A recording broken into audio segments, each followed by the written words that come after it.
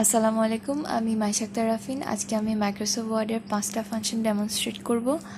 আমার ফার্স্ট ফাংশনটা হচ্ছে স্প্লিট উইন্ডো। একটা ডকুমেন্টে যখন আমাদেরকে একটা জায়গা থেকে দেখে আরেকটা জায়গায় কাজ করতে হয় তখন বারবার স্ক্রল করা লাগে। এই স্ক্রল যাতে না করা লাগে এর জন্য আমরা এই টুলটা ইউজ করি। এর জন্য ফার্স্টে আমাদেরকে ভিউতে যাইতে হবে, দেন স্প্লিটে ক্লিক করলে হবে। এখন আমরা উপর নিচে স্ক্রল করে যে কোনো জায়গায় যেতে পারবো। আমার নেক্সট টুলটা হচ্ছে সর্ট টেক্সট। এটার জন্য ফার্স্টে আমাদেরকে টেক্সট সিলেক্ট করে নিতে হবে।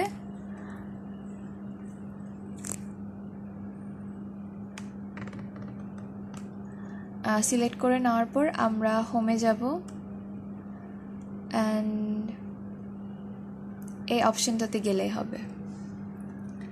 এখানে অনেকগুলা অপশন দেখা যাইতেছে। এখানে প্যারাগ্রাফ ওয়াইজও করা যাবে, টেক্সট ওয়াইজও করা যাবে, আবার নিচ থেকে উপরে, উপর থেকে নিচে। আমি ডিসেন্ডিং দিতেছি। এখন এগুলো অ্যালফাবেটিক্যালি নিচ থেকে উপরে সাজানো হয়ে গেছে। নেক্সট টুল হচ্ছে লাইন নাম্বার। ডকুমেন্ট যদি বড় হয় তাহলে কোনো কিছু খুঁজে বের করতে কষ্ট হয় আমাদের, এ কারণে আমরা লাইন নাম্বার টুলটা ইউজ করতে পারি। এর জন্য আমাদেরকে ফার্স্টে লেআউটে যাইতে হবে। লেআউটে যাওয়ার পর লাইন নাম্বারে ক্লিক করতে হবে। এখানে দেখা যাইতেছে অনেকগুলো অপশন আসছে, কন্টিনিউয়াস, রিস্টার্ট ইচ পেজ। তো যদি রিস্টার্ট ইচ পেজ দেই তাহলে প্রত্যেক পেজের জন্য আলাদা করে 1 থেকে নাম্বার আসবে। আর যদি আমরা কন্টিনিউয়াস দিই তাহলে এরকম আসবে না, জাস্ট পুরো ডকুমেন্টের জন্য 1 থেকে নাম্বারিং হবে। এরপরের টুল হচ্ছে ভিউ সাইড বাই সাইড।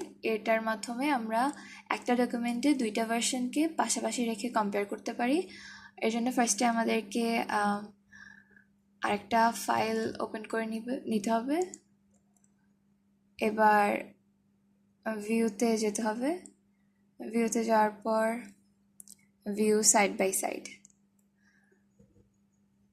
এখন আমরা একটা ডকুমেন্টে দুইটা ভার্সন পাশাপাশি পেয়ে গেছি।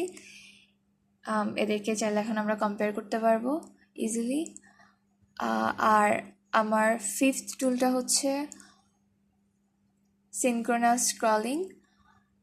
আমরা যদি সিনক্রোনাস স্ক্রলিং অন করি তাহলে